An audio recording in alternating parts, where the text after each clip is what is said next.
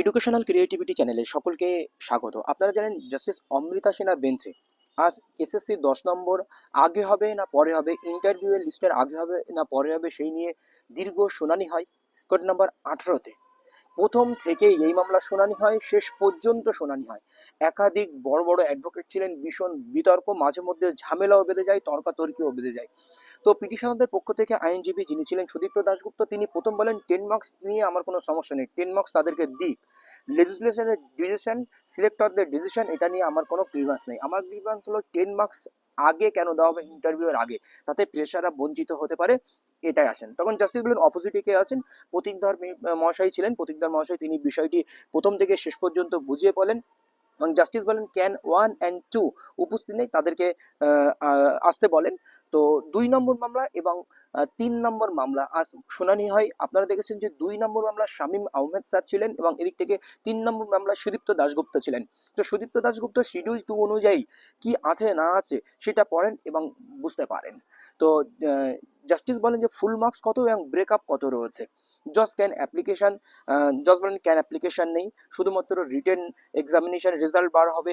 আজ তাহলে আজ থাক। তখন আবার শুনানি দেখা যাচ্ছে আজ শুনতে চাইছিলেন না, কিন্তু বিস্তারিত শুনানি হয়। তারপরে প্রতীকধর মহাশয় এসে 2K যে পয়েন্টটি রয়েছে ডেফিনেশনে, সেই ডেফিনেশন পয়েন্ট আর শিডিউল 2 এর মধ্যে এ বি যে কলামটা রয়েছে সেটি বুঝিয়ে বলেন। যে আপার প্রাইমারি ক্ষেত্রে কেন আলাদা পরে যুক্ত হবে সেটাও বুঝিয়ে বলেন, কারণ তার চ্যালেঞ্জের মধ্যে আপার প্রাইমারি ক্ষেত্রে পরে দেওয়া হচ্ছে সেই কথাটি উল্লেখিত করেন। তিনি বলেন আপার প্রাইমারি ক্ষেত্রে একটি টেট রয়েছে। এবার 2K ডেফিনেশনের সঙ্গে আর হচ্ছে শিডিউল 2 এর যে সমস্যাটা হয়ে যাচ্ছে। তো দেখুন 2K তে দেওয়া ছিল যারা প্রেয়ার টিচিং এক্সপিরিয়েন্স আর একাডেমিক একসঙ্গে, মানে প্রথমে রিটেন নাম্বার 60, তারপর একাডেমিকের মধ্যে ছিল এডুকেশন অ্যান্ড কোয়ালিফিকেশন এবং প্রেয়ার টিচিং এক্সপিরিয়েন্স, এইগুলো তিনটে একসঙ্গে 80। যে ডেফিনেশনের ওখানে ছিল যে রিটেন এক্সামিনেশন এবং প্লাস একাডেমিকে যেটা হবে সেটাই নিয়ে ইন্টারভিউ লিস্ট প্রকাশিত হবে। এবার একাডেমিক কলাম যদি শিডিউল 2 তে আমরা চলে আসি, সেখানে আপনারা দেখবেন দুটি রয়েছে, এডুকেশনাল কোয়ালিফিকেশন আর প্রেয়ার টিচিং এক্সপিরিয়েন্স। এটা প্রতীকধর মহাশয় সম্পূর্ণ বুঝিয়ে বলেন। তো পিটিশনার পক্ষ থেকে অ্যাডভোকেট বলেছেন যে এটা সম্পূর্ণ ফ্রেশারদের বঞ্চিত করা হচ্ছে। 10 নম্বর আনটেইন্টেড টিচারদের পায়ে দেওয়ার জন্য এই পন্থা। এখানে সম্পূর্ণ যে প্রেয়ার টিচিং এক্সপিরিয়েন্স যে একাডেমিক কোয়ালিফিকেশন হিসাবে প্রেয়ার টিচিং হিসাবে পেতে পারে না, এটা সম্পূর্ণ ভিন্ন, সম্পূর্ণ আলাদা। এটাই হচ্ছে পিটিশনারদের মূল গ্রিভান্স ছিল আজকের। আপনারা জানেন প্রশ্ন। জাস্টিস বলেন তাহলে তো যে কোনো স্টেজে ওরা ইন্টারভিউর এই নাম প্রেয়ার টিচিং এক্সপিরিয়েন্স সুযোগ পাবে, সে আগে হোক পরে হোক, এই কথা বলেন। পিটিশন বলে একাডেমিক কোয়ালিফিকেশনের যে বিষয়টি রয়েছে সে আবারও বলেন একাডেমিক কোয়ালিফিকেশনের ওখানে কখনো প্রায় টিচিং এক্সপিরিয়েন্স একাডেমিক কোয়ালিফিকেশন হতে পারে না, এটা পিটিশনারদের পক্ষ থেকে দাবি তোলেন। সুপ্রিম কোর্ট অনুযায়ী তারা কোনো এক্সট্রা সুবিধা পাবে না, কারণ ওখানে নাল অ্যান্ড ভয়েড করে দেওয়া হয় সমস্ত বিষয়কে। তাদেরকে লেখা আছে 45 নম্বর কি 47 নম্বরে যে তারা এক্সট্রা সুবিধা পাবেন, এই কথাটি তুলে ধরেন। এইবার এই সুদীপ্ত দাশগুপ্তের মূল গ্রিভান্সটা জজ বুঝতে পারেন, ঠিক আছে আমরা বিষয়টি বুঝতে পেরেছি। তো ফাইল 2 তে চলে আসেন। 2 নম্বর যে ফাইলটি ছিল আজকে 2 নম্বর মামলা, সেখানে শামীম আহমদ বলেন যে same point already mister Dasgupta আলোচনা করেছে, আমি 2-3টি নতুন পয়েন্ট তুলবো। সেটি হলো যে 9-10-এ যারা চাকরি করে তারা কেন 11-12-এর জন্য তারা 10 মার্কস পাবে, 9-10-এ চাকরি করলে 11-12-এ পাবে, এটা কখনোই হতে পারে না। এটা ফ্রেশারদের ডিসক্রিমিনেট করা হচ্ছে। এছাড়া আরেকটি কথা তিনি বলেছিলেন যে ডেমো টিচিং বা টিচিং লেকচারার, ওখানে তাদেরকে সুবিধা করে দেওয়া হচ্ছে, কারণ তারা অনেক দিন ধরে চাকরি করছে, টিচিং এক্সপিরিয়েন্স আছে, তার মানে তারা ওখানে এগিয়ে থাকবে বলে তাদেরকে ওখানে এগিয়ে রাখার জন্য এটা করা হয়। তখন এখানে ফ্রেশারদের বঞ্চিত করা হবে। আর বাকিটা মিস্টার দাশগুপ্ত বলেছেন, এটা হচ্ছে শামীম আহমেদ স্যার বলেন। তারপরে আপনারা দেখতে পাচ্ছেন যে মোস্ট সিনিয়র অ্যাডভোকেট অনিন্দ কুমার মিত্র ছিলেন। 10 নম্বর আগে দেওয়া হচ্ছে, রুলস ক্লিয়ার আছে, সে অনুযায়ী সবাই পরীক্ষা দিয়েছে। এখন ইররেশনাল কি করে হতে পারে, এটা নাল অ্যান্ড ভয়েড নয়। গতকালকে কিছু পয়েন্ট বলেন, এটা নাল অ্যান্ড ভয়েড কখনোই বলা হয়নি। রুলসগুলো পড়েন অ্যান্ড বিস্তারিত একটু কথা বুঝিয়ে বলেন। তিনি অনেক কিছু বুঝিয়ে বলার চেষ্টা করেন, কিন্তু অনেকটা বয়স হয়ে গেছে তো ওনার কথাগুলো স্পষ্ট না, শোনা যায় না। তিনি আরো একটি কথা বলেন, আজকে শুনানি হচ্ছে, আজকেই মামলা হচ্ছে, তো আজকে রেজাল্ট বেরোবে। আজ যদি কোর্ট অন্য নির্দেশ দেয় তাহলে রেজাল্ট বেরোবে কি করে, তখন এতে তো অনেকেই বঞ্চিত হতে পারে, ইত্যাদি ইত্যাদি কথা। জাস্টিস বলেন আমি কমিশনকে নির্দেশ দেবো প্রেয়ার টিচিং এক্সপিরিয়েন্স কখন বসবে, কমিশন ইনস্ট্রাকশন নিয়ে আসবে। তখন জানেন আমরা কল্যাণ বন্দ্যোপাধ্যায় আজ অনলাইন অ্যাপিয়ার করেছিলেন। বিশ্বজিৎ ভট্টাচার্য উনি হচ্ছে কমিশনের পক্ষে উনি অপোজ করেছিলেন। তো সুদীপ্ত দাশগুপ্ত আজ কোনো ইন্টারভিউ লিস্ট পাবলিশ হবে না, আজ জাস্ট রিটেন রেজাল্ট পাবলিশ হবে। Kalyan Bandyopadhyay, yes yes, mister Dasgupta is right.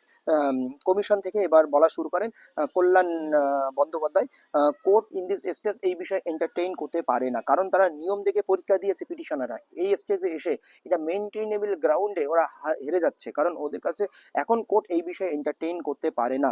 Supreme অর্ডারে বলে দেওয়া হয়েছে প্রথম অংশে নেবে তারা চ্যালেঞ্জ করতে পারে না। সুপ্রিম কোর্টের অনেক অর্ডার রয়েছে যে তারা নিয়ম দেখে পরীক্ষায় বসেছে, পরবর্তীতে নিয়ম দেখে পরীক্ষায় বসার বা পরীক্ষা দেওয়া হয়ে গেছে তারা 3-4 মাস পরে এসে তারা কোনোভাবে এটা চ্যালেঞ্জ করতে পারে না। এটা কিন্তু কল্যাণ বন্দ্যোপাধ্যায় বারবার তুলে ধরেন, এবং সুপ্রিম কোর্ট অলরেডি এই বিষয়ে ডিসাইড করে দিয়েছেন। সুপ্রিম কোর্ট রেজাল্ট প্রকাশ, ইন্টারভিউ ভেরিফিকেশন, এটা শিডিউল এক প্রকার তৈরি করে দিয়েছেন। বিষয়টা সিসিএতে রয়েছে সুপ্রিম কোর্টে।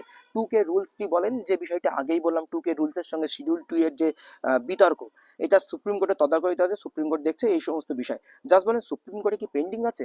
24শে নভেম্বরে যে মামলাটি শুনানির জন্য লিস্টেড আছে সেই সম্পর্কিত ডকুমেন্টস আমাকে দেন, সেই সম্পর্কিত কিছু ঝামেলাও তৈরি হয়। এ বলে না নেই, পিটিশনের পক্ষ থেকে সুদীপ্ত দাশগুপ্ত বলেন না আদৌ এই নিয়ম একটুও ওখানে লিস্টেড নেই, কারণ এই 10 মার্কসের বিষয়টি সুপ্রিম কোর্টে কোনোভাবে পেন্ডিং নেই।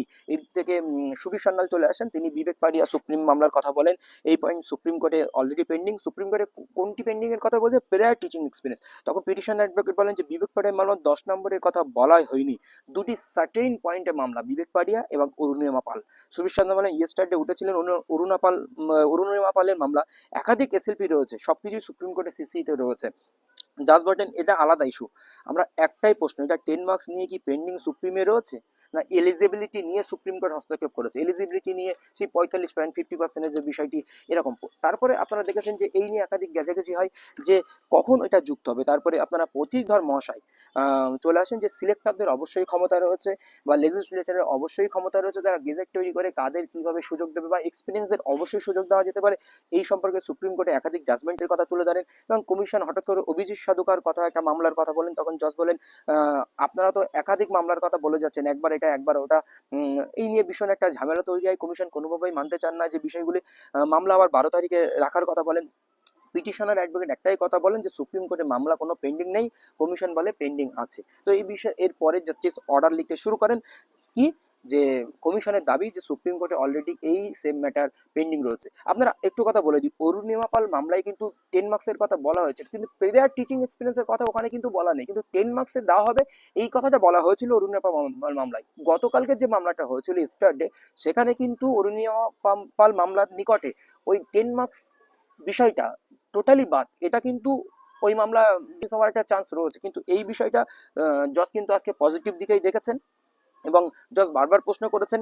তো যাই হোক, পিটিশনার অ্যাডভোকেটের যে পেন্ডিং নেই এই কথাটি তুলে ধরেছেন।